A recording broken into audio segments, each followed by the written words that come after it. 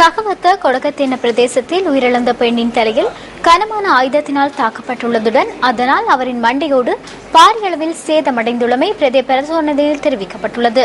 அவரின் வீட்டிற்கு அருகில் உள்ள நீரோடையிலிருந்து நேற்றைய தினம் சடலம் கண்டுபிடிக்கப்பட்டமை குறிப்பிடத்தக்கது. சந்திராணி சுவர்ணலதா என்ற 39 வயதான 3 பிள்ளைகளின் தாய் நேற்று முன்தினம் அதிகாலை காணாமல் போயிருந்தார்.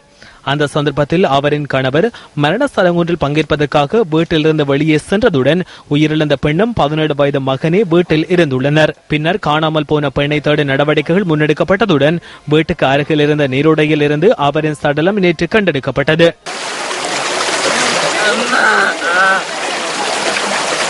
உயிரிழந்த பெண்ணின் தலையின் பின்னால் ஆழமான வெட்டுக்காயம் ஒன்று காணப்பட்டுள்ளமை பிரேத பரிசோதனைகளூடாக தெரிய வந்துள்ளது. இந்த பெண் துஷ்பிரயோகத்துக்கு உட்படுத்தப்பட்டுள்ளாரா என்பது தொடர்பில் கண்டறிவதற்கு உடற்பாகங்கள் மேலதிக விசாரணைகளுக்காக நிபுணர்களிடம் அனுப்பப்பட்டுள்ளதாக போலீசார் கூறுகின்றனர். கஹவத்தை போலீசாருக்கு மேலதிகமாக போலீஸ் மா அதிபரின் ஊடாக இது தொடர்பான விசாரணைகளுக்காக கொழும்பு குற்றத்தடுப்பு பிரிவின் உதவி போலீஸ் அத்தீட்சகர் தலைமையிலான போலீஸ் குழு ஒன்று தற்போது கொட்டகேதன பகுதிக்கு அனுப்பி வைக்கப்பட்டுள்ளது. தற்போது சுமார் 30 வாக்குமூலங்கள் பதிவு செய்யப்பட்டுள்ளன.